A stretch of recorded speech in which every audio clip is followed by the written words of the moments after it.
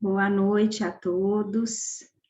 Em nome do Departamento de Odontologia e de todo o time AMIB, eu agradeço a presença dos nossos mais de 160 participantes e agradeço a presença dos nossos ilustres convidados, né, que vieram enriquecer essa nossa discussão. O AMIB no ar, ele tem esse cunho de um bate-papo, né, de uma ciência mais descontraída. E o tema escolhido por nós, nós buscamos um tema que fosse comum em todas as partes do nosso país, por isso nós escolhemos esse tema, sangramento em cavidade bucal, principais causas e condutas clínicas. Um tema que ele permeia por quase todas as especialidades que atuam na terapia intensiva, então nós gostaríamos de agradecer todo o apoio da AMIB, e a presença dos nossos participantes, que eu vou apresentá-los agora para vocês. Lembrando a quem está online que as perguntas podem ser enviadas pelo chat ou pelo QIA. Nós gostaríamos de pedir que pelo QIA ficasse realmente só as perguntas, para que elas não se percam em meio a outros comentários no chat, mas durante as falas a gente vai recorrendo às perguntas. Então, a doutora Cacilda Pedrosa de Oliveira, ela é professora adjunta do Departamento de Clínica Médica da Faculdade de Medicina da UFG, doutora em Medicina pela USP, São Paulo, especialista em Medicina Intensiva pela AMIB, especialista em gastroenterologia e hepatologia e membro da equipe de transplantes de fígado. O doutor Ricardo Fischer, ele agrega as duas áreas, né? Ele é médico e cirurgião dentista pela Universidade do Estado do Rio de Janeiro, UERJ, mestre e doutor em periodontia pela Lund University da Suécia, professor titular de periodontia pela UERJ, diretor da Faculdade de Odontologia da UERJ, diretor do Instituto de Odontologia da PU Rio, secretário-geral do Conselho Regional do Rio e vice-presidente da Sociedade Brasileira de Periodontologia, SOBRAP. Já é nosso parceiro, né, doutor Ricardo? A doutora Luana Diniz, ela é mestre e doutora em odontologia pela UFMA, especialista em prótese dentária, especialista na modalidade residência multiprofissional em saúde e saúde renal, habilitada em odontologia hospitalar e laser terapia, tutora da residência multiprofissional em UTI do Hospital Dr. Carlos Marcieira. E o Dr. Wagner Leal Serra Silva, filho, ele é especialista, mestre e doutor em periodontia pela Unicamp, habilitado em odontologia hospitalar pelo CFO, professor adjunto da UFP, coordenador e instrutor do Departamento de Odontologia da SOTIP, membro da Diretoria Nacional do Departamento de Odontologia biênio 22-23, responsável técnico pela assistência odontológica nas UTIs dos hospitais São Marcos e Hospital da Unimed, em Teresina. Sejam muito bem-vindos, meus colegas e amigos, para que a gente possa discutir sobre esse tema, né? Quando nós pensamos nos efeitos nocivos desse sangue presente na cavidade bucal, tanto em questões de humanização, quanto questões sistêmicas mesmo do paciente. Saindo um pouco do contexto somente de PAV, uma lesão aberta num ambiente tão contaminado, nós pensamos também em sepse, infecção de corrente sanguínea. Esse sangramento que tem diversas causas sistêmicas, desde uma hemorragia digestiva alta, né, ou as próprias doenças hepáticas, que a doutora Cacilda está aqui para nos trazer mais sobre esse tema, mas também lesões locais, lesões oncológicas, uma síndrome de Stevens-Johnson, um trauma por mordedura, as estomatites urêmicas, grandes lesões herpéticas, lesões vasculares. Então, esses vão ser os temas abordados durante esse momento nosso aqui hoje à noite. Como nós temos dois subtemas, nós vamos abordar primeiro as principais causas e depois as condutas clínicas. Então, sejam muito bem-vindos, agradeço a participação de todos que estão aqui presentes, e vou começar, para que a gente, só por questões de ordem, né, vou começar com a doutora Cacilda Pedrosa, já agradecendo mais uma vez a sua presença, e começando com uma pergunta para a senhora, né, doutora Cacilda, como intensivista, e como gastroenterologista, quais são as principais implicações clínicas para esse paciente que tem um sangramento abundante em cavidade bucal e está admitido numa unidade de terapia intensiva? E também quais as principais causas sistêmicas que a senhora vê e convive na sua prática diária que levaria a esse sangramento? Boa noite, Camila. Obrigado pelo convite. É um prazer estar aqui com vocês e com uma mesa tão ilustre assim. É um prazer realmente poder conviver e aprender um pouco aqui durante essa discussão. Tenho certeza que vai ser muito rica. Bom, a sua pergunta eu acho que é bem interessante, porque, do ponto de vista prático, a gente costuma sempre levar em consideração que o paciente que tem um sangramento, né, e às vezes a gente diagnostica esse sangramento pela cavidade oral, né, geralmente esse sangramento ele é uma causa secundária. O paciente crítico ele tem uma causa de base para ter sangramento, né? Uma coagulação intravascular disseminada, secundária a uma sepse, uma resposta inflamatória sistêmica de uma pancreatite, a um trauma, né? Então, sempre tem uma causa de base e pode se exteriorizar, às vezes, com um sangramento oral, né? De menor monta ou até de maior monta quando, às vezes, associado a um trauma, né? Por uma passagem de uma sonda, por às vezes, um sangramento em uma área que já estava meio cruenta por uma infecção, a periodontite. Então, é muito comum a gente lembrar de avaliar o quadro de hemostasia desse paciente crítico quando a gente vê esse sangramento oral, né? Então, é um sintoma, às vezes, um sinal que a gente percebe ali e aí a gente toma ciência e vai atrás das possíveis implicações disso. Então, a coagulação intravascular disseminada, ela é secundária. Tem sempre um distúrbio subjacente.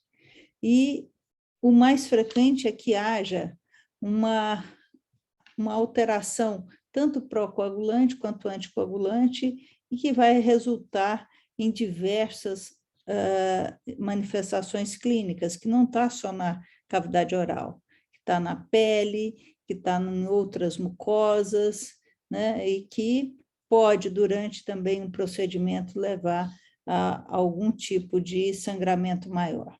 Tá? Na cavidade oral, a gente tem sempre que lembrar que esse sangramento pode ser aspirado, o paciente pode ter, então, uma pneumonia aspirativa, pode piorar uma insuficiência respiratória, se o paciente, às vezes, não está entubado, pode piorar a insuficiência respiratória, pode favorecer infecções, né? Dificultar a higiene oral, porque fica aquele tempo todo ali com aquela, às vezes fica com aquela babação, né? E pode favorecer, então, infecções e isso contribuir para o agravamento do paciente, né? O sangramento, ele pode assumir várias formas, né? Às vezes a gente tem um sangramento bem visível, eu até estava com uma foto aqui para mostrar de um paciente que percebemos na hora que foi passar a sonda, né? Tava paciente que ainda não estava entubado, passou uma sonda nasal e aí começou a ter um grande sangramento oral e vinha tanto da região posterior da orofaringe quanto da mucosa também, onde a gente tinha petecas, né? Hemorragias subconjuntivais já, né? Extravasamento já bem visível ali, mas só fomos perceber o sangramento mais depois do procedimento, né? Então, uma pergunta que às vezes a gente se faz será que esses sangramentos eles poderiam ser prevenidos? Eu faria como para diagnosticar uma maior tendência a sangramento? Como que eu faço uma investigação de um paciente com esse tipo de apresentação. Acho que eu vou passar aí para os colegas, né? E depois a gente volta nesse bate-papo aí, quais os exames que a gente pode fazer, como que a gente pode investigar melhor e como a gente pode tratar um paciente com esse tipo de apresentação. Doutor, eu acho que essa colocação da senhora vai corroborar com a pergunta que eu gostaria de fazer agora para o doutor Ricardo Fischer.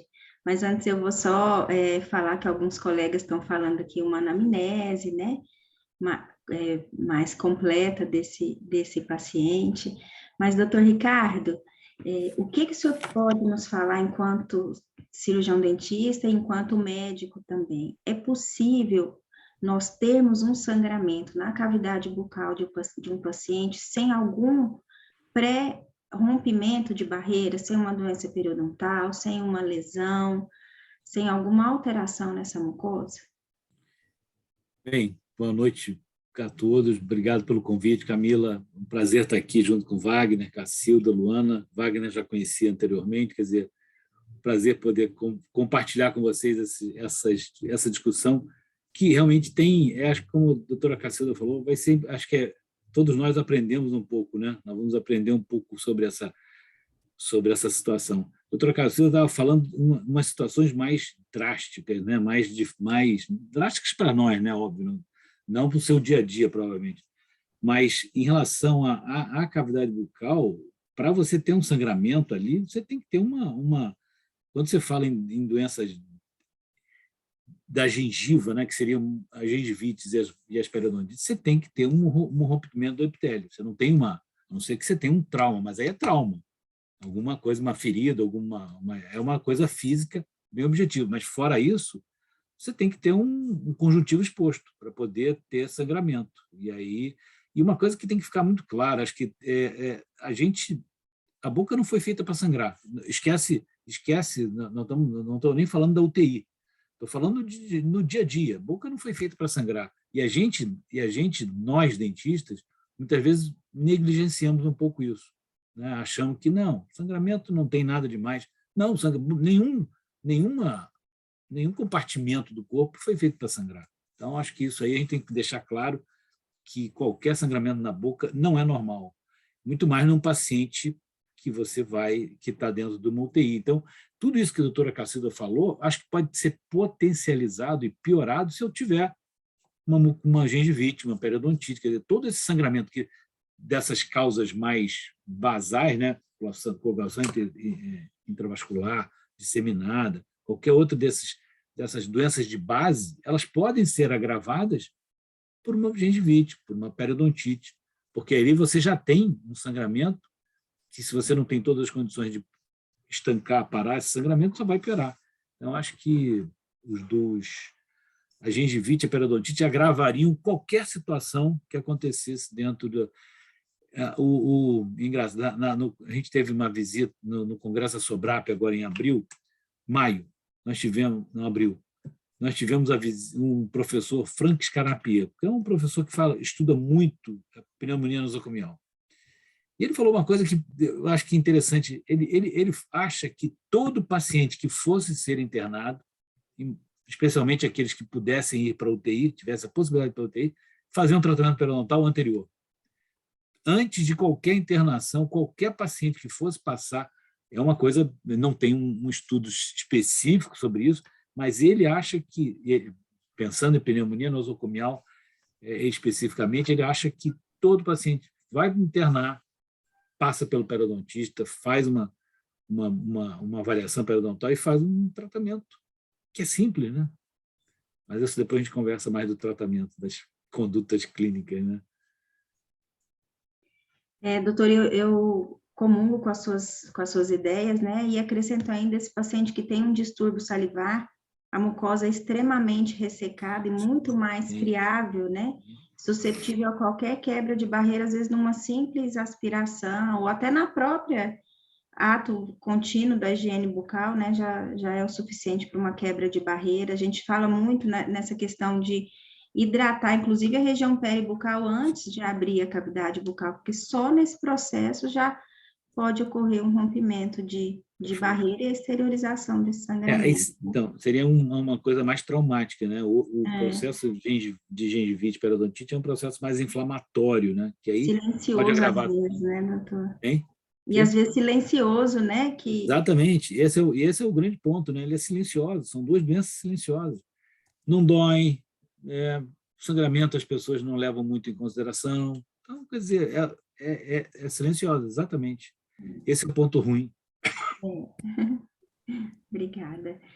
Doutor Wagner, fala um pouquinho para a gente da sua experiência, né? Do que você vê na sua rotina do dia a dia que leva mais esses pacientes a um sangramento por causas bucais, não só odontogênicas, né? Por causas bucais. Boa noite a todos. Para mim também é um grande prazer estar aqui nesse bate-papo, a gente não chama de mesa redonda porque não tem uma mesa redonda na nossa frente, mas não deixa de ser, né? Então, para mim é uma grande honra estar aqui junto com minha amiga Camila, amiga Luana, professor Ricardo Fischer, uma grande honra, doutora Cacilda, um prazer conhecê-la. Bom, ouvir o que o professor Ricardo Fischer, nós temos uma veia periodontal, né, professor? Então, é algo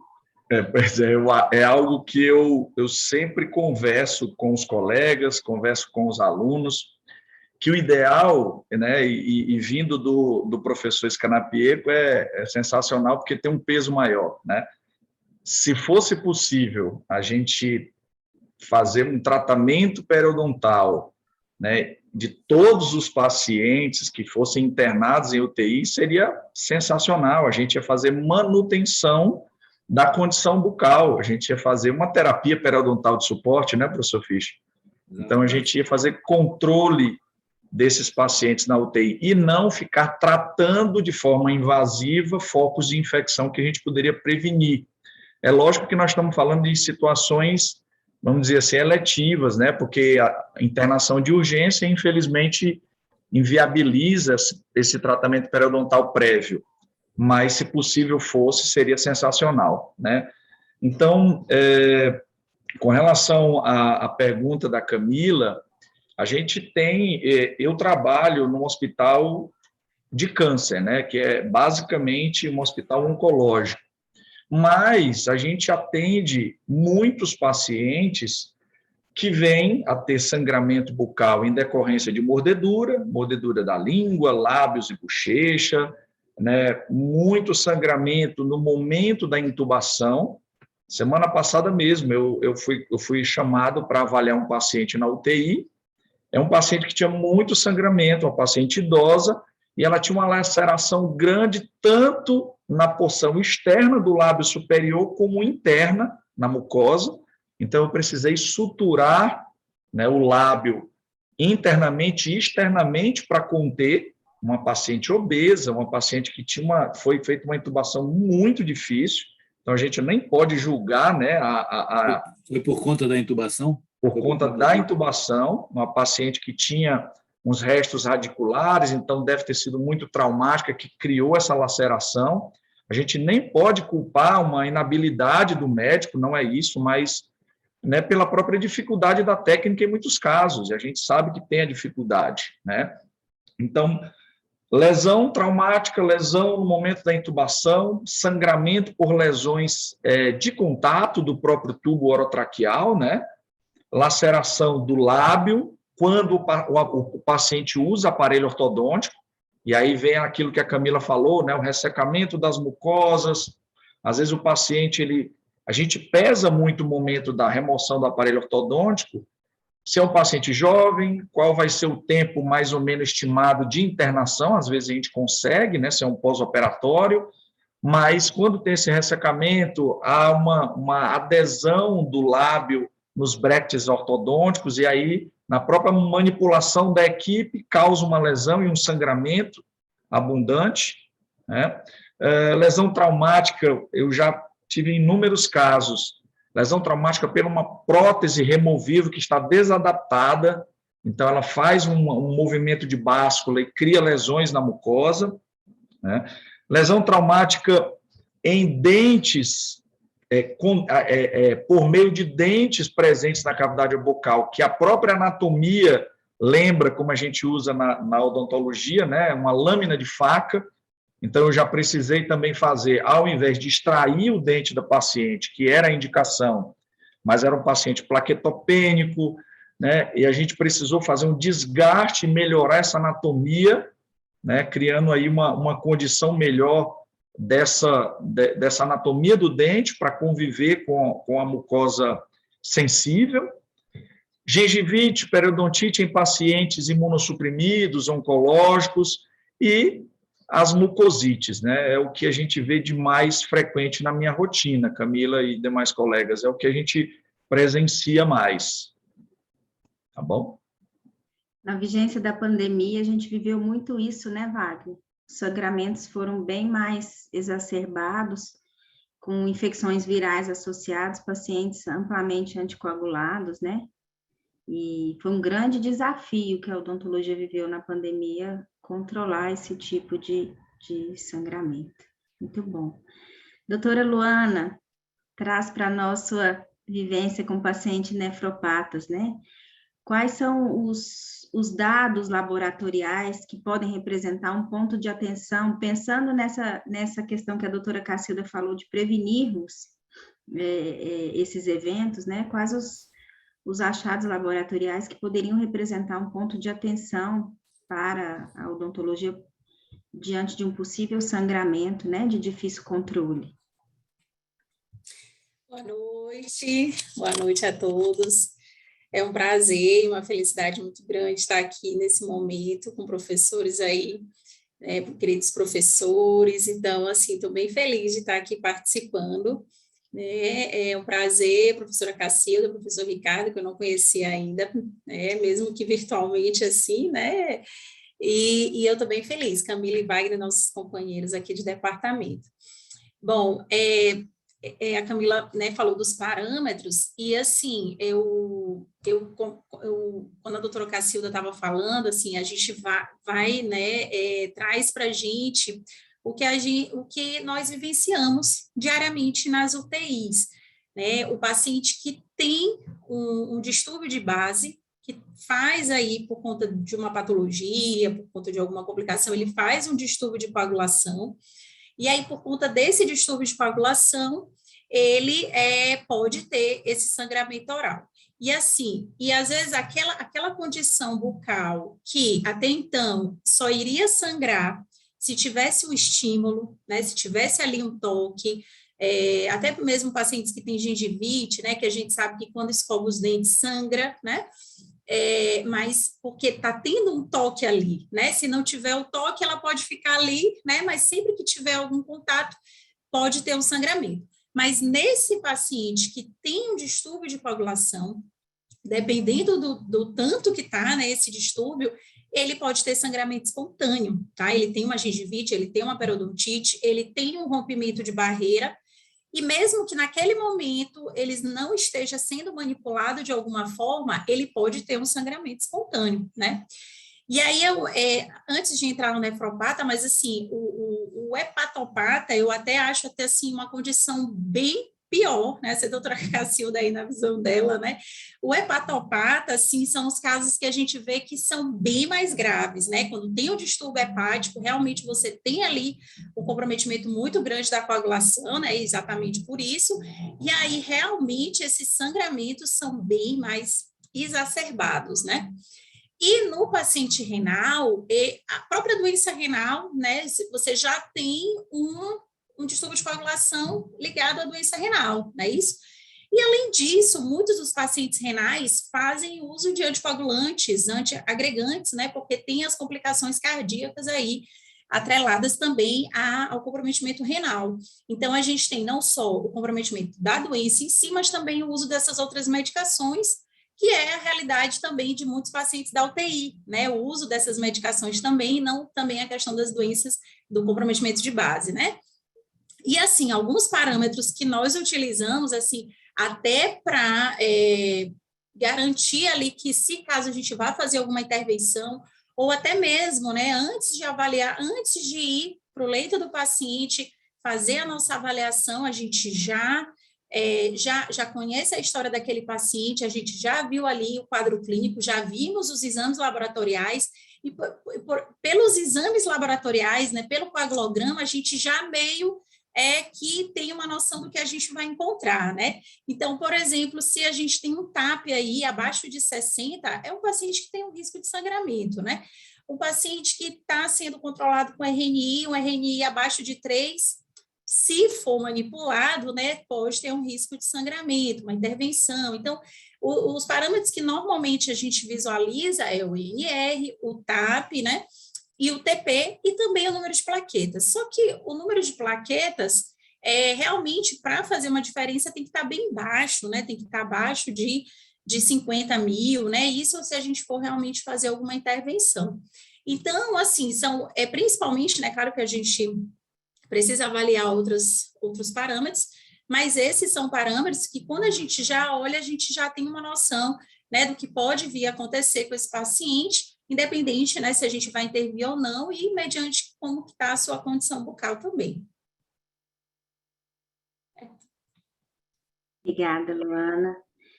Doutora Cacilda, a gente tem uma pergunta para a senhora aqui no chat. Qual a indicação para intervir nesse sangramento nos pacientes intubados?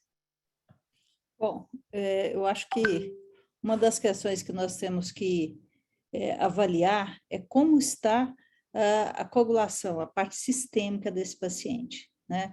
Claro que é importante que nós façamos o tratamento local, a hemostasia local, né? Mas é importante também que, aliado a isso, a gente saiba como está sistemicamente a coagulação desse paciente, né? Para isso, já a Luana tocou aí em alguns exames que a gente pode utilizar, né, na prática diária, né? Então, a gente usa o TP, né, o que é o tempo de protrombina, o INR, a contagem de plaquetas, o TTPA, que é o tempo de tromboplastina parcial ativado. Muitos pacientes que estão em UTI, a gente precisa avaliar como está a condição de coagulação, e a gente avalia também a fibrina, os produtos de degradação da fibrina, o fibrinogênio. Então, às vezes a gente utiliza até o tromboelastograma, que é um exame ainda pouco acessível, né? Com isso, a gente pode avaliar a condição sistêmica desse paciente, né? Então, naquele paciente que foi comentado que um paciente teve uma intubação difícil, uma laceração, e esse paciente, sem dúvida nenhuma, ele precisa de um tratamento hemostático local bem feito, né? E o cuidado posterior é essencial, né? Manter os curativos, manter essa higiene da cavidade oral para que não haja formação ali de resíduos que vão propiciar infecções e complicações outras, né? Então, além do tratamento local hemostático, a gente lançar a mão de reposições. Se o sangramento não parar, se o sangramento for de grande monta, a gente vai ter que fazer reposições. Normalmente, nós não fazemos reposições profilaticamente, né? O uso de eu vou passar uma sonda nasointeral, vou fazer plasmaferese congelado, porque o paciente está sangrando, está com risco de sangramento. Se está sangrando, pode até ser que a gente tenha que repor. Mas, se eu tenho um procedimento para fazer, um procedimento invasivo, e, ao mesmo tempo, eu tenho um distúrbio de coagulação grave, aí sim eu vou fazer o procedimento, mas de olho num possível resgate com fator de coagulação, com plasma fresco ou com plaqueta. Acho que a Luana falou um pouco sobre a questão da plaquetopenia muito grave, né? Plaquetopenia abaixo de 20 mil. Se for fazer um procedimento mais invasivo, vale a pena, a meu ver, vale a pena fazer uma reposição. A plaqueta, ela tem uma durabilidade aí, se ela for uma plaqueta jovem, uma plaqueta aférese, aí de 10 até 13 dias, né? valeria a pena nesse momento de fazer o procedimento. Acho que, não sei se eu respondi aí a questionamento, né? Acho que sim, doutora. E aí, eu ainda complementaria aqui na pergunta, sendo um paciente um hepatopata grave, a senhora lançaria mão de alguma outra manobra na contenção desse sangramento? Então, normalmente, as diretrizes que a gente utiliza são essas que eu falei. São medidas locais, né? Hoje, tem alguns hemostasiantes que, embora não sejam tão disponíveis na maioria dos locais, de Alfuan, tal, que podem ser utilizados, né? Mas a hemostasia local, né? A sutura, se tiver uma solução de continuidade maior, se tiver sangramento ativo, e a reposição de plaquetas, reposição de fatores de coagulação, de crio, fator de von Willebrand, a depender, se eu tiver como ser guiado por um tromboelastograma, melhor, senão a gente vai se guiar na medida da apresentação clínica de sangramento, né? Pensando até no tema do nosso CBMI desse ano, a gente pensa na questão da humanização também, porque às vezes a gente pensa até nesse paciente hepatopata, às vezes já em estágio terminal, com um sangramento oral importante, nós temos aí a liberação, né, dos compostos sulfurados voláteis, que altera o hálito desse paciente, além de esteticamente ser uma alteração desconfortável para o paciente e para a família. Muitas vezes esse paciente tem até dificuldade de verbalizar as suas decisões antecipadas, né? E as despedidas da família em função desse sangramento abundante. E seria uma conduta, doutora, da senhora, uma intubação para proteção de via aérea de um paciente com sangramento abundante? Um paciente, logicamente, que não na fase terminal, né? Um paciente com um bom prognóstico.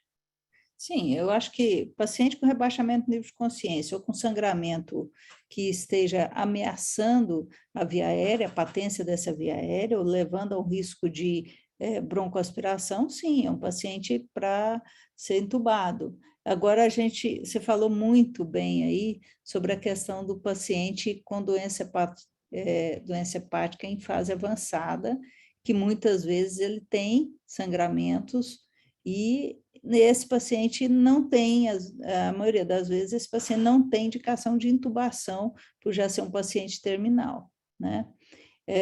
Então, aí a gente tem que aumentar as nossas medidas de cuidados locais, né? É frequente isso acontecer, mas geralmente se associa a rebaixamento do nível de consciência nessa fase do paciente. Então, você tem um paciente com um sangramento oral, com uma respiração já acidótica, uma respiração difícil e rebaixamento do nível de consciência, a fase final mesmo desse paciente.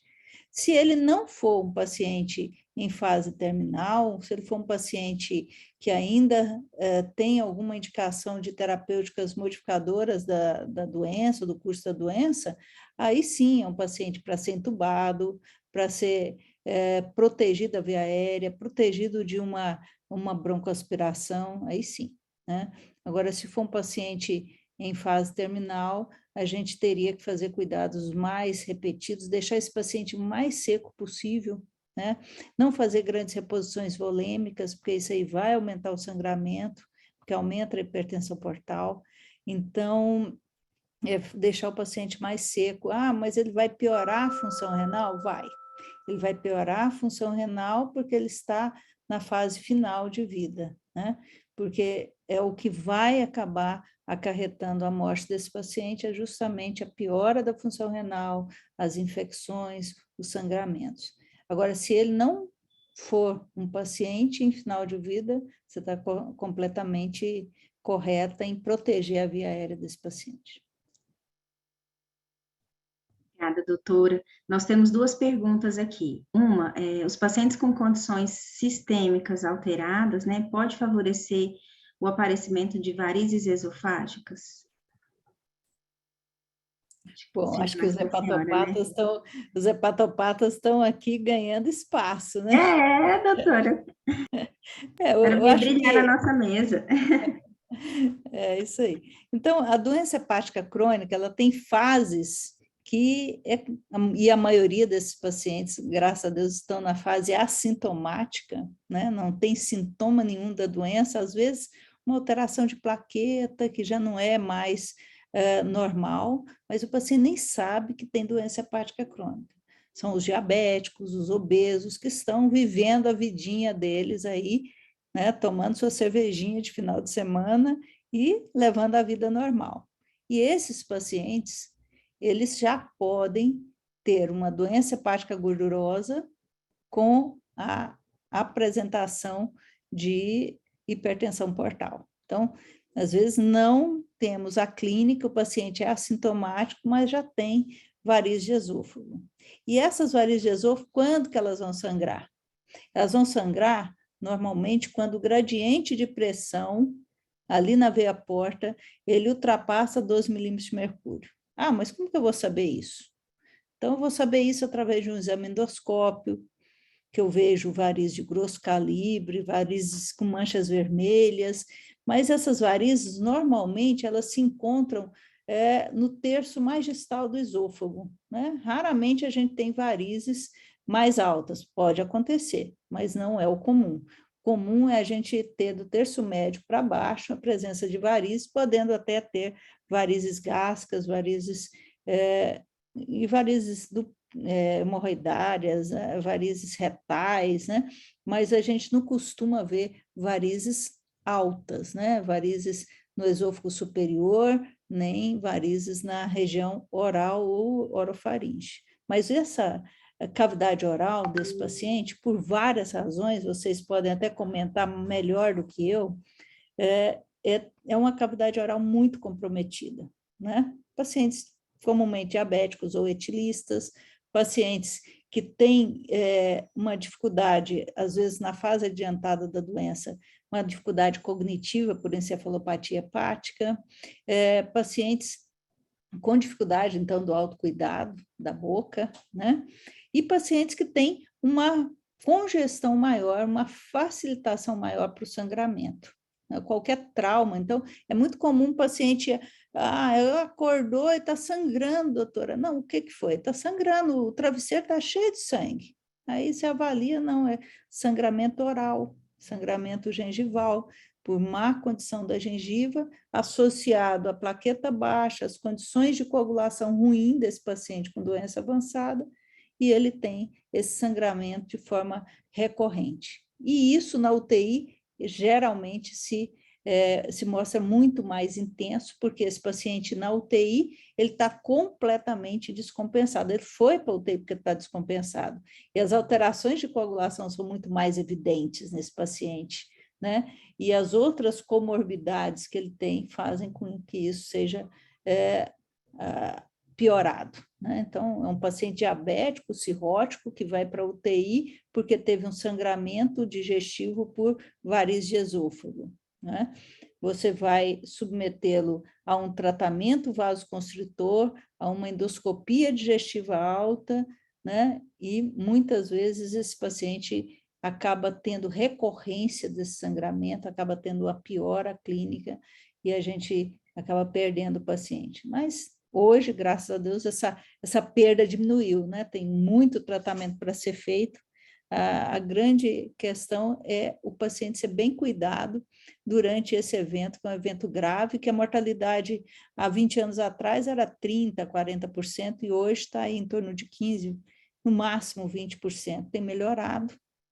Temos opções aí de tratamento até com transplante, por isso que é tão importante que a gente trate o paciente de uma forma muito cuidadosa, uma forma que, né, eu achei interessantíssimo fazer uma avaliação periodontal do paciente que está na UTI. Por quê? Porque esse paciente, se ele tem um prognóstico de tratamento da doença como um todo, especialmente o tratamento da doença hepática numa fase avançada, isso é fundamental. Muitas vezes o foco de descompensação dele está ali, na boca, nos dentes, na gengiva, né? Acho que É falei bom muito. ouvir uma médica falando assim. Muito bom. Doutor Fischer, o senhor quer falar para a gente um pouquinho sobre esse perfil de paciente, né? O paciente diabético, muitas vezes etilista, tabagista, com um cuidado pobre da cavidade bucal e, logicamente, com alterações periodontais importantes? Sim, posso falar. Eu estava pensando, enquanto a senhora estava falando, doutora Cacilda, como é que e foi excelente como é que tem tanta... Eu não sou nenhum especialista em UTI, como o Wagner e a Luana tem muito mais experiência, então eu tenho mais uma parte periodontal, mas eu estava pensando, na verdade, a gente, quando... Foi o que no final a senhora falou, quer dizer, a gengivite e a periodontite, elas seriam fatores agravantes, ou às vezes até iniciantes de algum problema, que não é nada a ver com a gengivite e a periodontite, mas que elas vão desencadear um problema. Por isso, talvez seja tão importante um procedimento tão simples de fazer esses tratamentos, né, da gengivite, da periodontite, em algum momento, antes ou durante, né, como o Wagner falou, fazer durante a estada na UTI. Em relação ao que a tua pergunta, Camila, os dois grandes fatores de risco para gengivite e periodontite são fumo e diabetes. Esses são os grandes fatores. E o diabetes, interessante, é que a periodontia, tanto o diabetes interfere na periodontia, como hoje a gente sabe que a periodontia interfere no diabetes, no controle glicêmico, no aumento da prevalência do diabetes. Então, é uma mão de duas vias. Então, essa interrelação com a endocrinologia talvez fosse a melhor interação que a gente pudesse ter entre a área médica e odontológica. Na verdade, a gente até teve a SOBRAP, junto com a Sociedade Brasileira de Endocrinologia e Metabolismo, lá de Curitiba, a gente lançou agora também no Congresso SOBRAP, lançamos diretrizes, né, de como os médicos e dentistas, como é que eles podem indicar, contraindicar, interagir entre essas duas especialidades para melhor. E aquela situação que todos ganham, né? O médico ganha porque ele tem um outro profissional cuidando da saúde em geral. O dentista ganha porque ele passa a fazer parte de um grupo de tratamento desses pacientes mais sistemicamente comprometidos. E principalmente o paciente ganha, né? Porque ele vai estar sendo mais bem cuidado. Então, é aquela situação clássica de ganha-ganha, todo mundo sai ganhando. E isso com relação ao diabetes. Hipertensão também tem. Doença renal crônica, que a Luana falou, quer dizer, a gente mostra, tem alguns estudos que a doença periodontal, ela, nos pacientes em pré-diálise, né, eles tinham uma condição periodontal piorada e, com isso, aumentava a proteína C reativa e isso aumentava o risco de complicações por aterosclerose, hipertensão da mesma forma. Então, e faz sentido, eu acho que essa é a parte bonita da parte da periodontia, que a periodontite é um processo inflamatório. E o que pode estar acontecendo é que o paciente, ele é um paciente inflamado. Então, ele pode ter diabetes, né, tipo 2, ele pode ter hipertensão, pode ter problema de aterosclerose, pode ter uma doença renal crônica. E a periodontite, às vezes, pode ser o primeiro momento que a pessoa mostra uma inflamação. Por exemplo, o paciente foi no consultório, ele tem uma periodontite severa, generalizada. Pode não ser só um problema, não, é um problema local. É um problema, eu preciso da placa. Mas se o paciente tem um perfil hiperinflamatório, essa doença pode se apresentar muito mais agravada, né? Tem um estudo que eles mostram que, estou falando muito, não, né? Tem um estudo em renais que eles mostram uma coisa. Pacientes com periodontite tinham proteína C reativa, determinado número. Com saúde, desculpa. Pacientes saudáveis, um determinado número de proteína C reativa. Com periodontite, subia. Paciente com pré-diálise, subia. E aí, o desdentado, eu imaginaria que o desdentado não teria proteína C reativa elevada. Ao contrário, eles tinham proteína C reativa mais elevada ainda.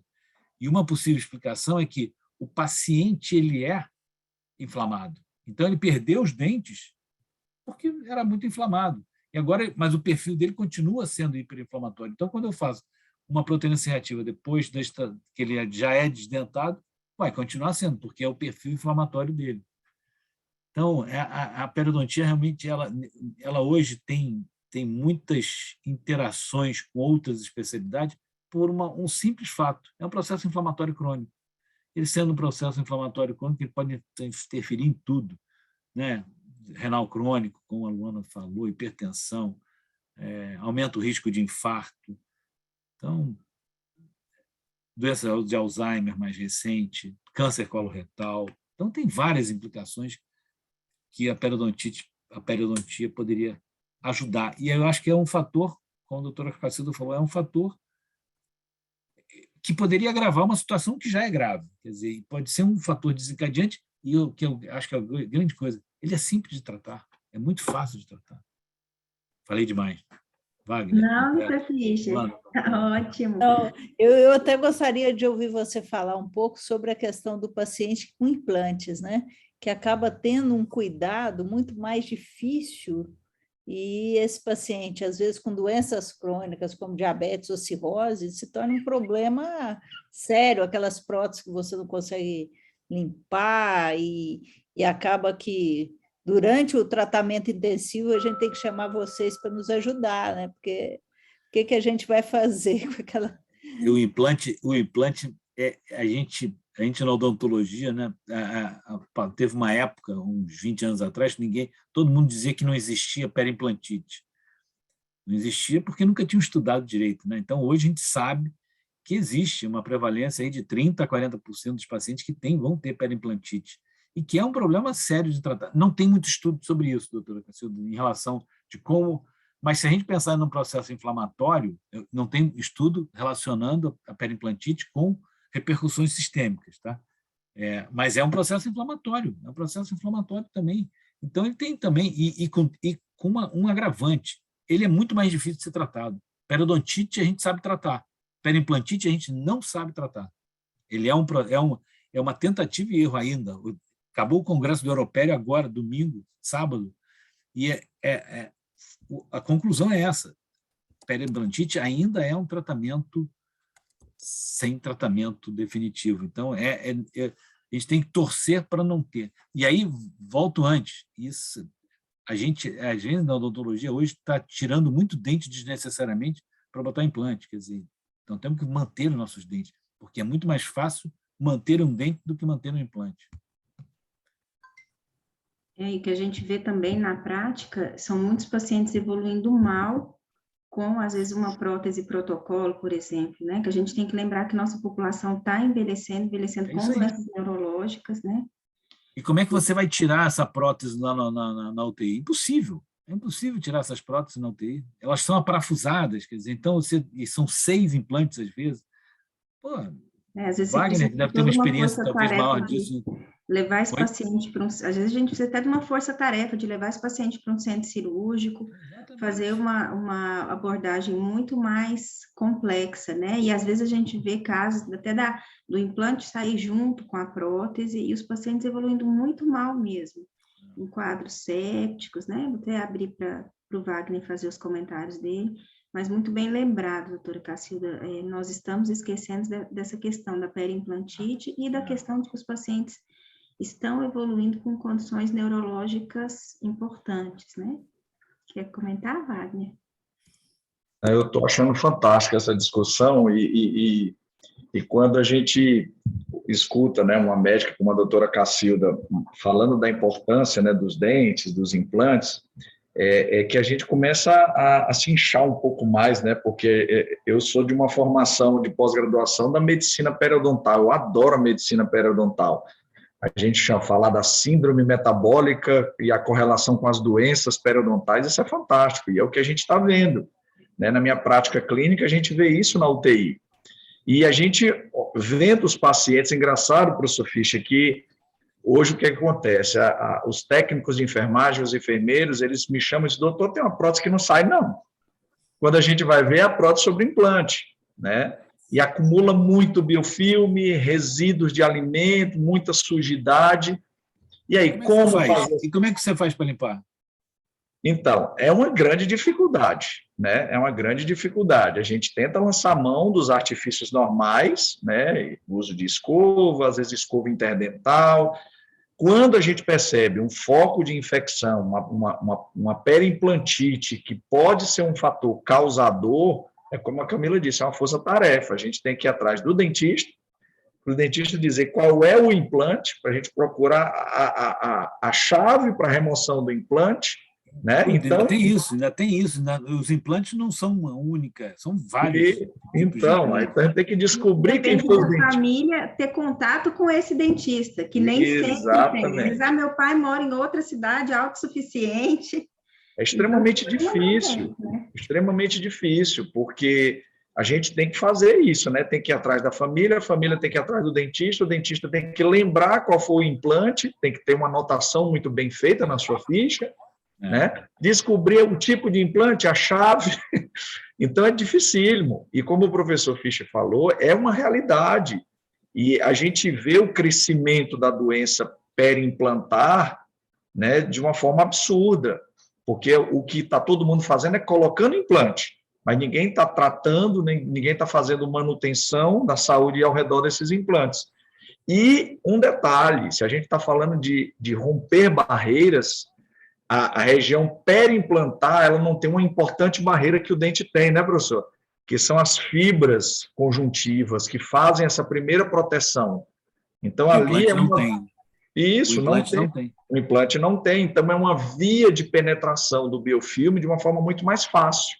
Se o paciente não tem um ótimo controle, né, da sua higiene, ele vai ter muito mais probabilidade de desenvolver uma periimplantite do que uma periodontite, como o professor Fischer falou.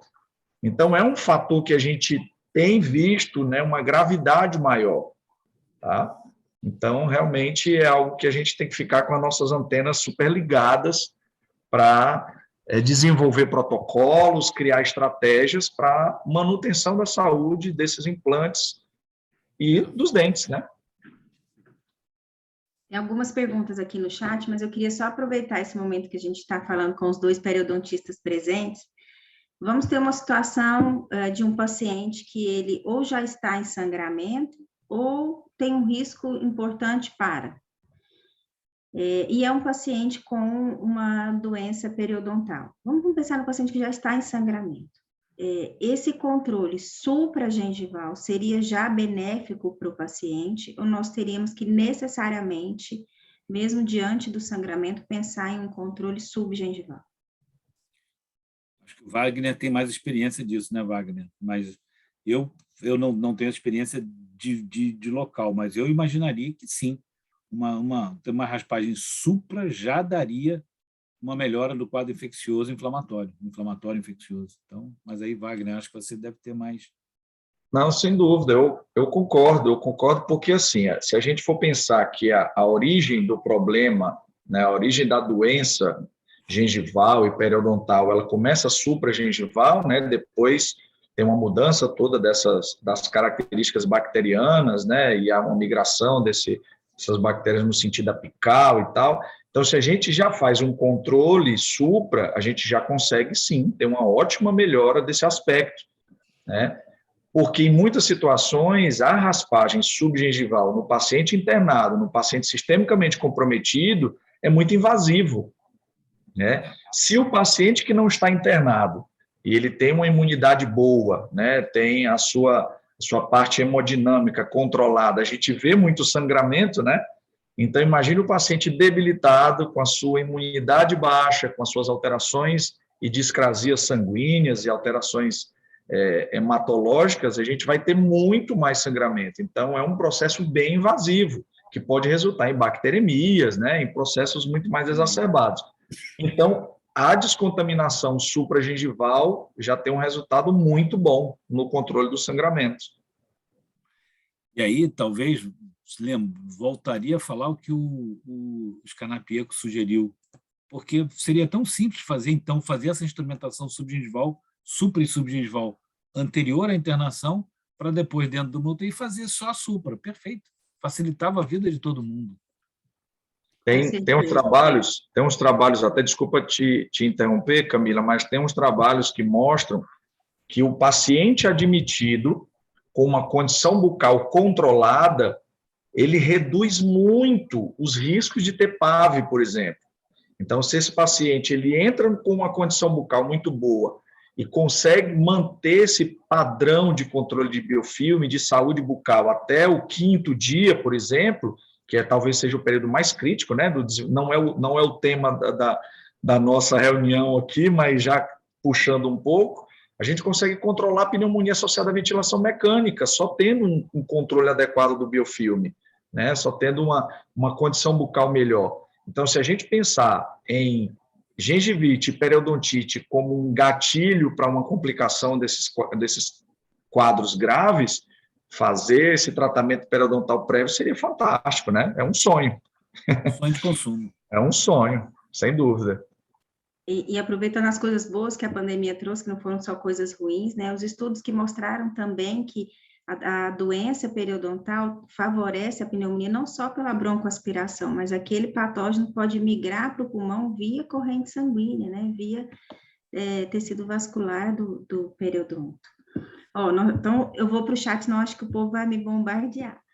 Nós temos uma pergunta aqui que eu acho que essa é para a doutora Cacilda também. Levando em consideração risco-benefício, vocês avaliariam a quimioprofilaxia de TEV em paciente em UTI com algum sangramento de cavidade bucal? Como seria a decisão nesse momento, doutora Cacilda?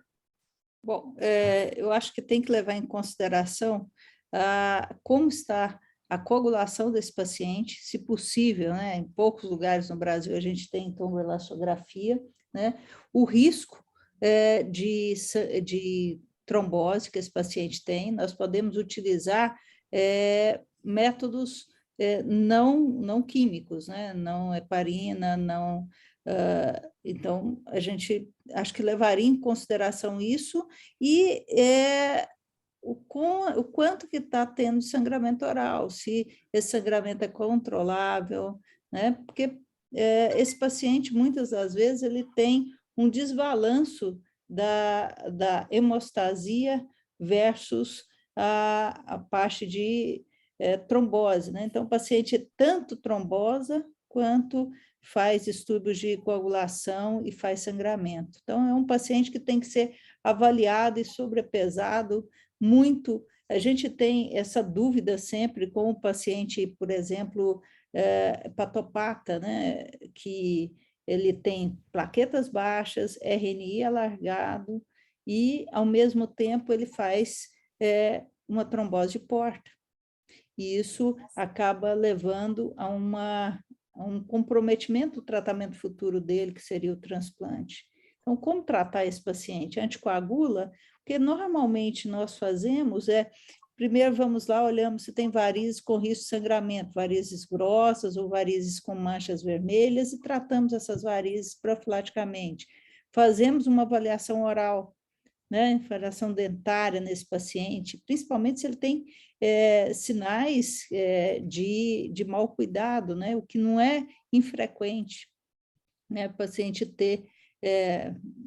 quais são os pacientes? Vocês mesmos falaram, são os diabéticos, alcoolistas, tabagistas, que são os nossos pacientes hepatopatas, na maioria das vezes, obesos, né? Então, esses pacientes, frequentemente, a gente tem que fazer isso para depois iniciar uma terapia anticoagulante, seja na UTI, seja fora da UTI. Eu acho que um comentário que eu vi aqui nas perguntas também, naquele paciente que vocês fazem todo o tratamento gengival, fazem a retirada desse biofilme, geralmente são pacientes que já estão em terapia antibiótica sistêmica, né? Então, normalmente já estão pela causa que os levou ali na UTI. Mas, se não estiver, seria um paciente também para fazer uma terapia sistêmica, não é isso? É uma pergunta para os dois periodontistas aí, doutora Luana. Bem, não sei, Wagner, Luana, se querem dar a opinião primeiro. Eu sou contra o meio antibiótico para tratamento de periodontite, doutora Cacilda.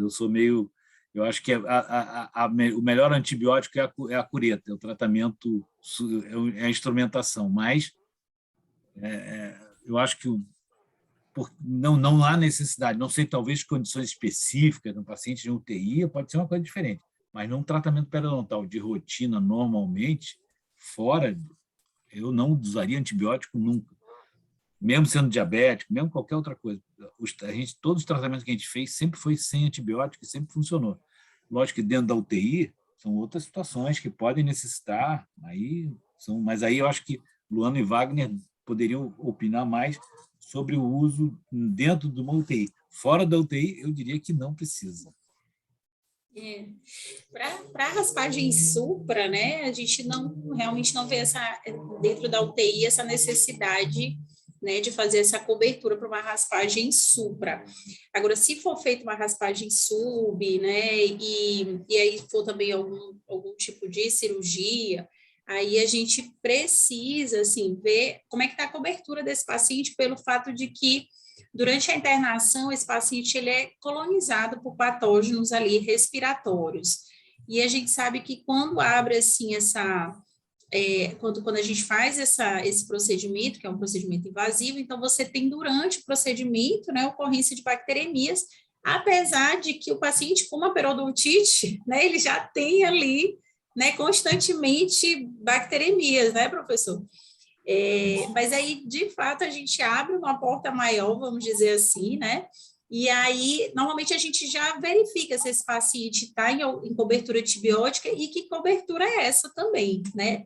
A gente verifica essa cobertura para poder realmente definir, mediante o quadro clínico também do paciente, se há essa necessidade de realmente, né, entrar com alguma cobertura específica, né? E também depende muito desse quadro em geral, né? Também a gente tem que levar em consideração, tá bom? E, assim, essa assim, a minha vivência, né? Assim, de UTI, como é que a gente normalmente conduz. E só aproveitar aqui para fazer uma correção, quando eu falei do RNI, né? Eu falei abaixo de 3, na verdade, acima de 3,5, né? Acima de 3,5 é que a gente tem o risco de sangramento. Então, aproveitando, né, assim, sempre que a gente for fazer um procedimento invasivo, a gente precisa sempre checar, né, esses marcadores e tudo, e ponderar. Até tem uma pergunta aqui, eu já vou entrar aqui, Camila, um pouquinho nessa pergunta, que é assim, que vai definir mesmo se a gente vai precisar ou não fazer a suspensão de medicamento, né? Ou se realmente a gente consegue fazer a contenção local do sangramento, tá bom? Nós temos aqui no chat 2 perguntas interessantes que bem no nosso tema de tratamento também, né? Como que vocês fazem o manejo do paciente que está na vigência do uso do Marevan e nos pacientes com diagnóstico de hemofilia, né? Acho que Wagner e Luana. Bom, assim, só puxando ainda um pouquinho a discussão anterior, né, eu concordo com as duas colocações, né, do professor Fisch e da Luana. Na verdade, quando a gente trata a doença periodontal, a gente sabe que se a gente entrar só com antibiótico e não fizer uma desorganização do biofilme, não vai adiantar, né? Ele controla a infecção, mas não trata, né? E assim, sendo que no ambiente de UTI, assim como a Luana colocou, muitas vezes a gente não tem as ferramentas de diagnóstico que a gente precisa, né? De ver se tem ali, fazer radiografia, de ter uma sondagem adequada para a gente entender qual é a gravidade daquele processo infeccioso, se tem um abscesso periodontal. Então, o paciente que está internado, muitas vezes, como a doutora Cacilda já colocou, né, que ele está na cobertura antibiótica, o que eu já fiz na minha prática clínica é acrescentar, né, por exemplo, metronidazol para ter uma ação mais eficaz nas bactérias anaeróbias, né, como um efeito coadjuvante ao processo de descontaminação, mas não isoladamente. É engraçado que, assim, quando eu comecei a examinar e tratar os pacientes de UTI, eu conversei com um médico conhecido que me encontrou na UTI, ele disse, o que é que você está fazendo aqui? Eu disse, não, eu vim para examinar os pacientes, encontrar processos infecciosos e tratá-los e contribuir para a melhora do quadro, né, local e sistêmico do paciente. Ele disse, isso é besteira.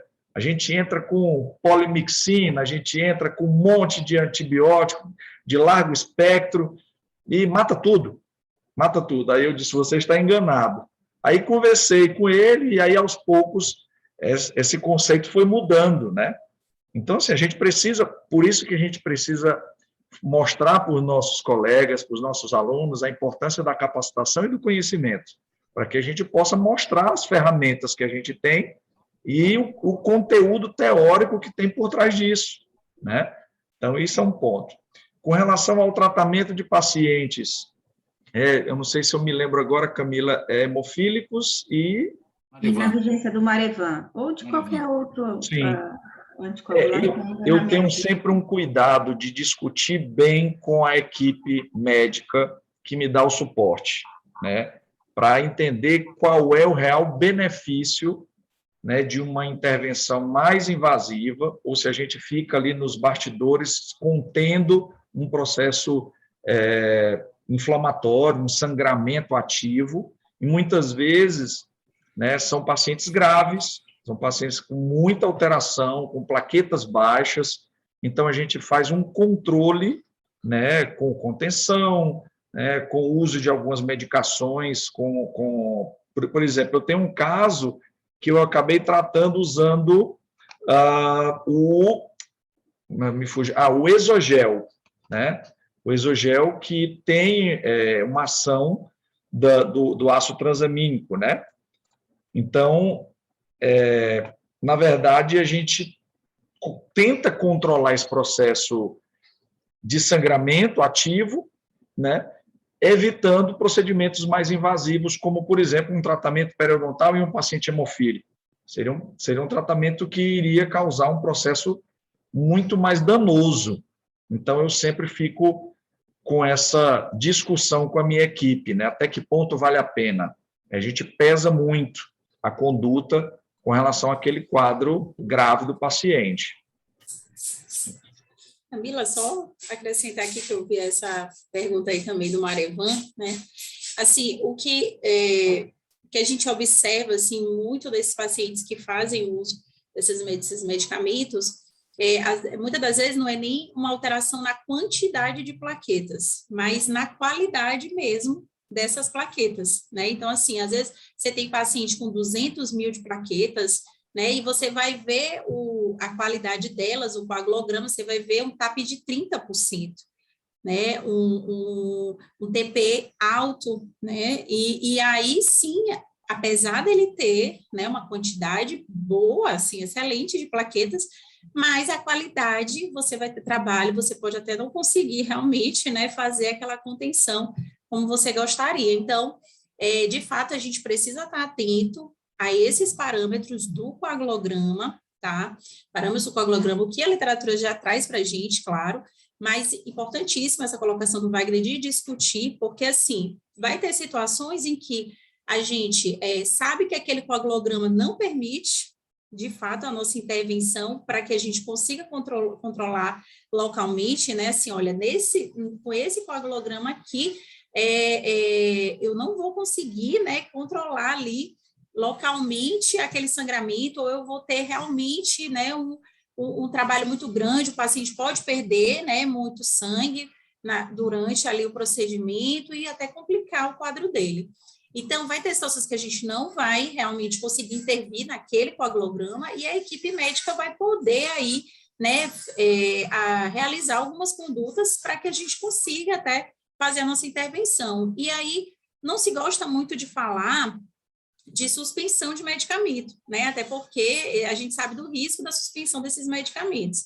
E já tem muitos trabalhos mostrando aí que não há necessidade, né, mediante esses critérios do coagulograma, não haveria necessidade de você suspender um medicamento. Mas, sim, né, tem casos, inclusive com relação ao Marevan, né, eu já vivenciei, assim, situações, essas, por exemplo, que eu dei de TAP de 30%, entendeu? Que, assim, era muito arriscado você fazer um procedimento sem suspender o Marevan. E ainda mais aonde você vai fazer o atendimento, né? Se for no ambiente hospitalar, até tudo bem, você consegue, né, ter ali um suporte maior, mas se não for no consultório ou for no domiciliar, né, então a gente tem que estar muito atento a isso. Então, eu já passei por situações em que foi realmente necessário suspender o Marevan 5 dias.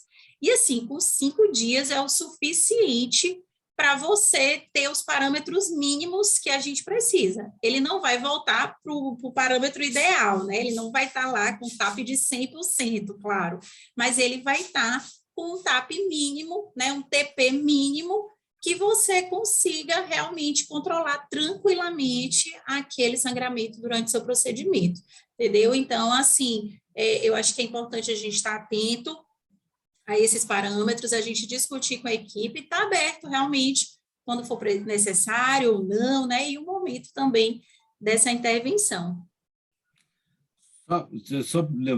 Tem uma tese que é lá do Paulo, que foi feita no Hospital de Cardiologia, que ele tratou para tu ver como é que a periodontite ela pode interferir. Eram pacientes que não estavam dentro da faixa ótima de anticoagulação, e que fizeram tratamento periodontal, e todos eles reduziram dose de varfarina, do Marevan, e diminuíram dose e entraram na faixa de anticoagulação.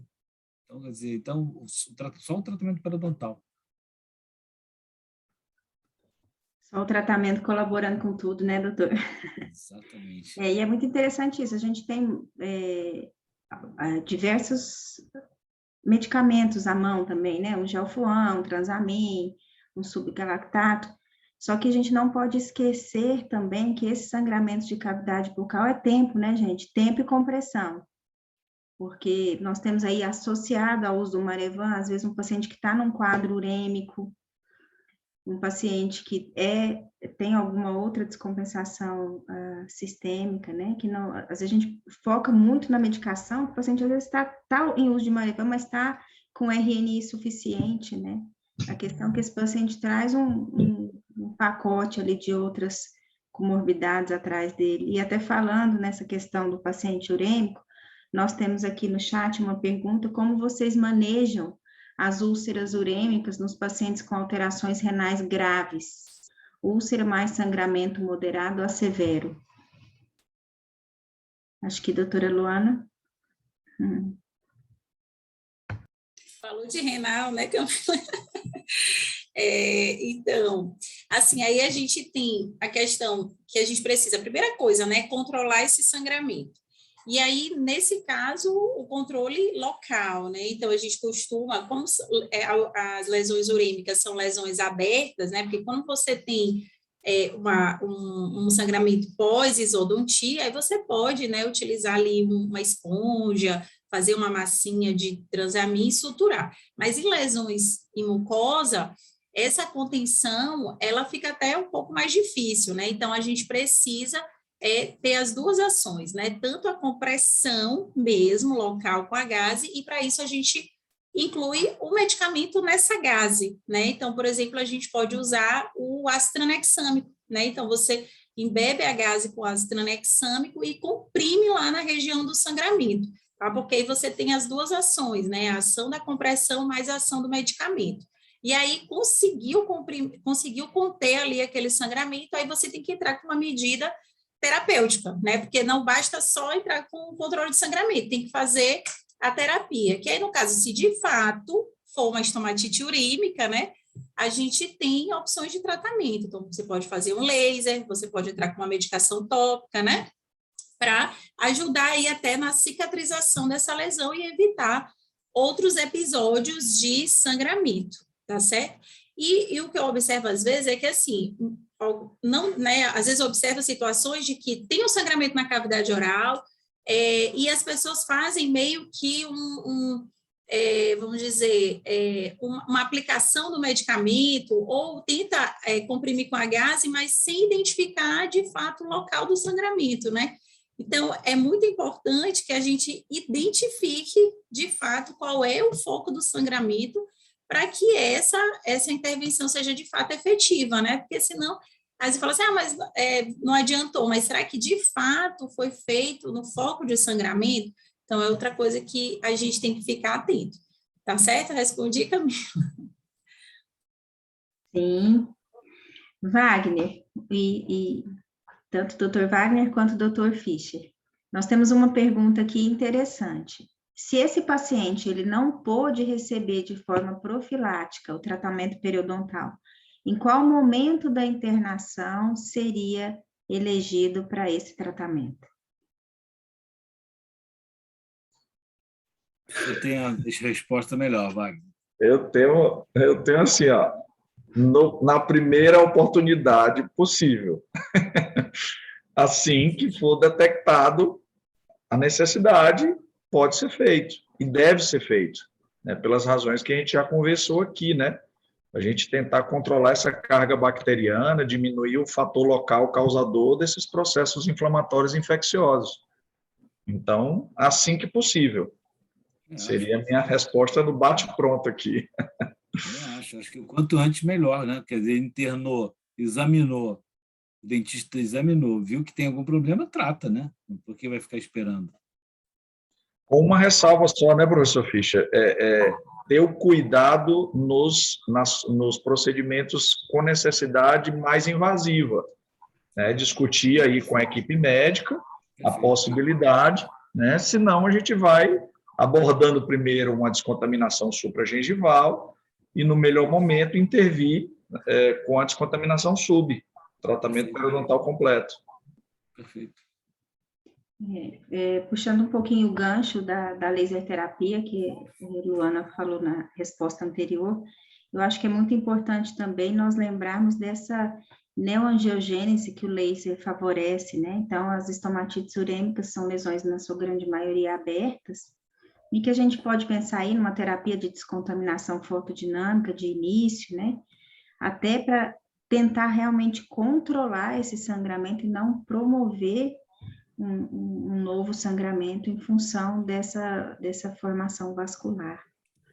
E eu acho que um tema que a gente também, eu gostaria de abordar aqui com vocês e também com a doutora Cacilda, é que muitas vezes esse sangramento ele é exteriorizado pela boca, mas vem de um sangramento de via aérea superior e que o paciente não teve uma exteriorização nasal, ou até de uma hemorragia digestiva alta, né, doutora? Se a senhora quiser falar um pouquinho sobre esse tema e a importância do diagnóstico mesmo. Então, se a odontologia consegue identificar ausência de causas bucais, a gente pensar nesses outros tipos de sangramento, né? Eu acho, Camila, que essa colocação sua foi muito importante, porque a gente tem isso tanto quanto quando observamos, às vezes, uma epistaxe, que não é epistaxe, que não tem causa de sangramento nasal, mas que o paciente acaba tendo um vômito e acaba exteriorizando pelo nariz ou pela boca, às vezes não naquela forma de hematemes, com o paciente fazendo um esforço de vômito, mas com exteriorização oral ali. Então, é muito importante a participação de vocês para nos ajudar, às vezes, a fazer esse diagnóstico, né? Juntar as peças, o paciente não tem uma melena franca, não está com as fezes enegrecidas, tem um sangramento oral de causa esofágica ou de causa gástrica, ou é de causa oral. Então, acho que a participação conjunta, o que eu vi aqui nessa mesa é que nós trabalharmos juntos é essencial, porque examinar esse paciente e conseguir chegar e cercar de uma forma a ter um resultado bom, a gente precisa trabalhar junto. Examinar junto, pensar junto, e aí é o espírito aqui da terapia intensiva, que é esse trabalho multiprofissional, né? Que a gente, tudo em prol do paciente, a gente vai junto, discute junto e chega no melhor resultado para o paciente. Então, às vezes, o sangramento ou é oral e a gente tem uma exteriorização como melena, e aí, ou então é digestivo e a gente tem só a esterilização oral, né? Não na forma de hematêmese propriamente. Então, isso aí só trabalhando junto, só tendo essa interação. Então, a sintomatologia que o paciente tem e essa troca de figurinhas que a gente pode fazer no dia a dia só vai trazer benefício para o paciente, diminuir tempo de internação, diminuir comorbidades, diminuir complicações, né? E trazer benefício, então, para o nosso objetivo comum, que é a melhora do paciente. Só para o Sr. Fischer, nós da hepatologia já temos essa diretriz de encaminhar os pacientes hepatopatas para uma avaliação dentária. Então, chegou um paciente que é um paciente com doença hepática crônica, a gente tem que avaliar ele de uma forma bem ampla. Então, a gente faz uma avaliação cardiológica, a gente faz uma avaliação pneumológica, a gente faz uma avaliação, se for homem, tem que fazer uma avaliação da próstata, se for mulher, tem que avaliar a mama e tem que avaliar a parte ginecológica, e não podemos esquecer de avaliar a parte da saúde bucal desse paciente, porque muitas vezes as complicações começam por uma bacteremia de um foco dentário ou de uma periodontite. Então, é muito importante para nós da hepatologia, essa comunhão com vocês começa antes da UTI, até para evitar a UTI nesses pacientes. Exatamente. Né? Pô, perfeito, excelente. Acho que era o sonho de consumo de todas as especialidades, né, Wagner? Luana e Camila, quer dizer, acho que essa seria... Algumas existem. O Hospital de Cardiologia aqui do Rio de Janeiro, que é federal, ele também o paciente, para ir para qualquer procedimento cirúrgico, ele tem que passar pelo dentista. Eles têm uma equipe lá de 4 dentistas. Então, quer dizer, alguns locais levam isso realmente, essa parceria que a senhora falou, de ter essa união. Acho que a grande mensagem desse nosso encontro é teria essa parceria, né, das especialidades para o bem maior do que o paciente. Né? Essa é o grande vencedor aqui, é o paciente. Nós da odontologia ficamos muito felizes em ouvir isso, né? Primeiro nós ansiamos em estar dentro da terapia intensiva, conseguimos esse espaço e agora a gente ansiava muito sair só da caixinha da PAV, né? Olha quantas discussões interessantes que nós tivemos aqui, quantas possibilidades, né, de trocas de experiência. A gente tem visto aqui no comentário do chat também, as pessoas felizes com a oportunidade. Tudo que é bom dura pouco, né, gente? Nós temos só mais 7 minutinhos, então tem uma última pergunta que eu acho que vai ser direcionada ao Dr. Wagner, até pela sua experiência com pacientes oncológicos. Qual seria o seu manejo clínico para um sangramento em pacientes com diagnóstico de leucemia? Tá. Na verdade, assim, a gente precisa de uma avaliação bem detalhada, né, bem detalhada desses pacientes. Infelizmente, eu digo assim, porque a gente sofre junto, né, infelizmente, o que eu tenho acompanhado nesse hospital oncológico que eu trabalho é de pacientes jovens, né, pacientes oncológicos jovens. Então, assim, a condição bucal, ela é boa, né, para esses pacientes admitidos. O que acontece são realmente as complicações ao longo da internação, principalmente o aparecimento de mucosites. Então, a minha conduta para esses casos é sempre descontaminação, hidratação das mucosas. A gente tem um problema que é a viabilidade da terapia com laser. Por que isso é um problema? Porque plano não cobre, e aí vem para uma outra discussão que eu não vou entrar, mas passa a ser uma negociação até com relação a custo particular, né? Mas, claro, que tem uma rede que faz essa assistência para os pacientes SUS, então a gente solicita que essa assistência faça essa liberação, né, e faça esse apoio desses pacientes internados, mas a gente faz o nosso protocolo de higienização, né, de descontaminação, de hidratação das mucosas. Eu gosto muito de usar o dexpantenol, tá, para fazer hidratação e proteção dessas mucosites. Tenho tido muito sucesso com o uso combinado do dexpantenol intercalando o tratamento com uma manipulação de vitamina E a 2% mais óleo de coco. Isso a gente faz uma alternância, né, na aplicação, e o uso do laser, tá? Em casos de mucosites mais graves, eu tenho tido muito resultado com o uso do clobetasol gel a 0,5%.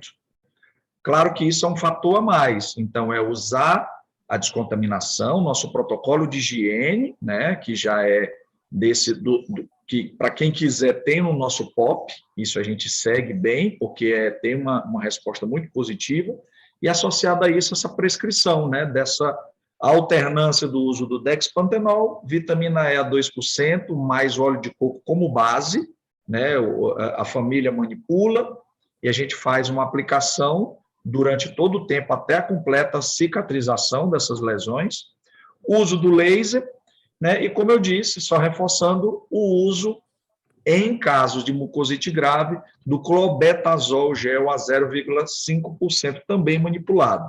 Tá? Com relação ao tratamento periodontal, como eu disse, como são pacientes jovens, normalmente a gente tem uma dentição rígida, né, alguma pouca alteração inflamatória inicial, mas a gente faz esse controle supragengival, né, e do nosso protocolo de higienização. Tá certo? Eu não sei se eu respondi, eu estou com medo do tempo, né? De eu ocupar todo o tempo final. Não, respondeu sim. Nós temos 4 minutinhos, tem uma última pergunta onde encontramos o POP nas páginas da AMIB, no site da AMIB, né? Então, eu queria abrir para todos, agradecer principalmente as perguntas, né? Infelizmente, nós não temos tempo mais. Queria agradecer para todos da mesa que possam se despedir para que a gente possa encerrar. Doutor Ricardo, se eu quiser começar. Bem, tá bom.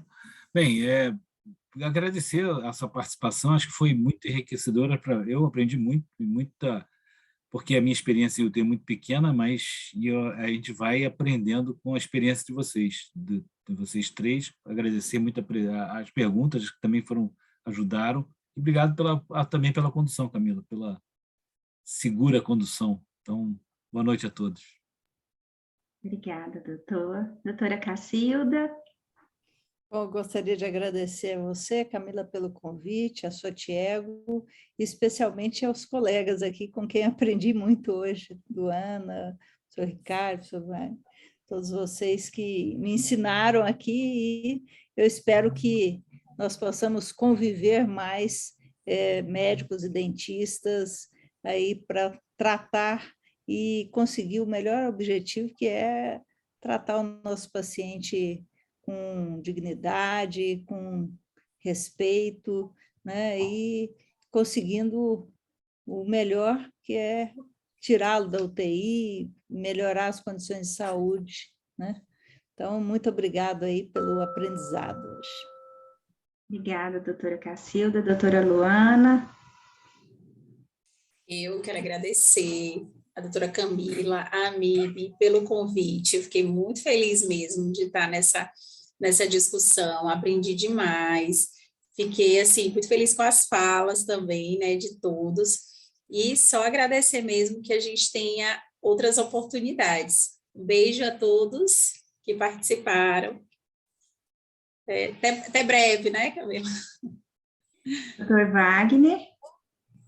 Bom, eu também gostaria de agradecer muito. Para mim foi uma grande honra participar desse bate-papo, com a ilustre presença do professor Fischer, da doutora Cacilda, das amigas Camila e Luana. Fantástico, e queria agradecer também aos participantes, né? Se eu não me engano, foram mais de 90 participantes, que maravilha. Então, a gente aprende sempre, né, nessas conversas. E, mais uma vez, agradecer e dizer que nós estamos à disposição do departamento, né, Camila? E um abraço a todos e até um próximo encontro. Muito obrigada, então, a todos os participantes da mesa. Eu agradeço em nome do departamento e da AMIB. Realmente foi muito, muito maravilhoso, muito enriquecedor. O quanto valorizou essa parceria, né, entre medicina e odontologia. Nós estamos muito felizes e gratos a todo mundo que entrou, as mensagens de felicitação, as perguntas, E eu gostaria ainda, em tempo de convidá-los, nós do departamento, toda a última quinta-feira do mês, nós estamos promovendo uma live com temas diferentes, mas com temas relativos ao desempenho da odontologia intensiva. Na próxima quinta, a gente vai ter uma live relativa à odontopediatria intensiva. É uma das bandeiras dessa gestão, fortalecer a odontopediatria também, né? Então, vocês estão todos convidados. E nós esperamos também vocês no CBMI, graças a Deus, presencial, e no mês de novembro, em Brasília, para que a gente tenha muitas discussões produtivas como essa de uma forma presencial.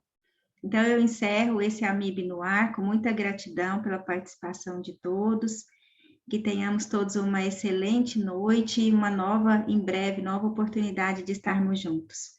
Boa noite, gente. Boa noite. Obrigado a todos. Tchau, tchau. Boa noite, tchau, tchau.